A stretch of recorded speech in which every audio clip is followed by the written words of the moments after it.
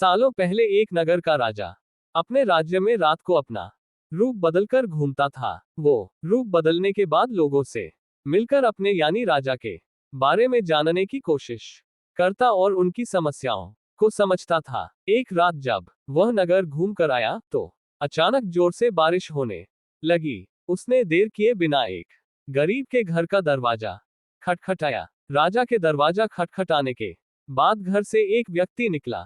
वह एक गरीब किसान था जो अपनी पत्नी और बच्चों के साथ रहता था। बारिश तेज थी तो किसान ने राजा को अंदर आने के लिए कहा। राजा ने घर में जाने के बाद पूछा, क्या आप मुझे कुछ खिला सकते हैं? मुझे बहुत तेज भूख लगी है।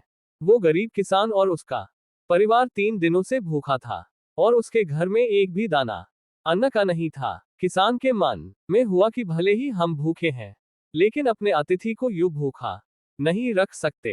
अब किसान ये सोच सोचकर बेचैन हो गया कि अपने अतिथि का पेट कैसे भरा जाए। तभी उसने घर के सामने वाली दुकान से चावल चुराने की तरकीब सोची। उसने सिर्फ अतिथि के लिए ही 2 मुट्ठी चावल लिया और उसे पकाकर राजा को खिला दिया।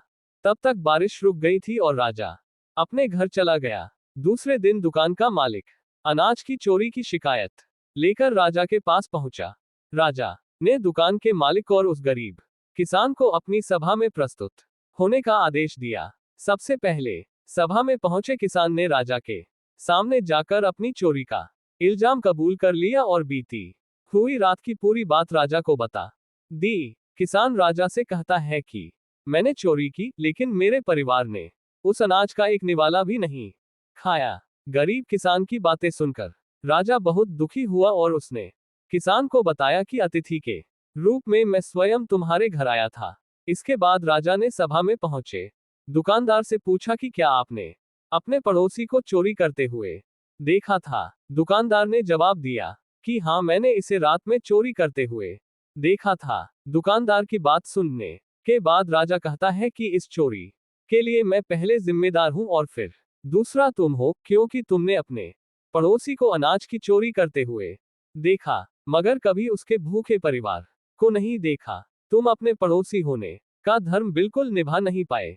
इतना कहने के बाद राजा ने दुकानदार को सभा से जाने के लिए कह दिया और किसान की अतिथि निष्ठा भाव को देखकर उसे 1000 सोने के सिक्के इनाम के रूप में दे दिया। कहानी से सीख, अगर कोई आस पास रहने वाले मुसीबत में है तो हमें उनकी मदद करनी चाहिए।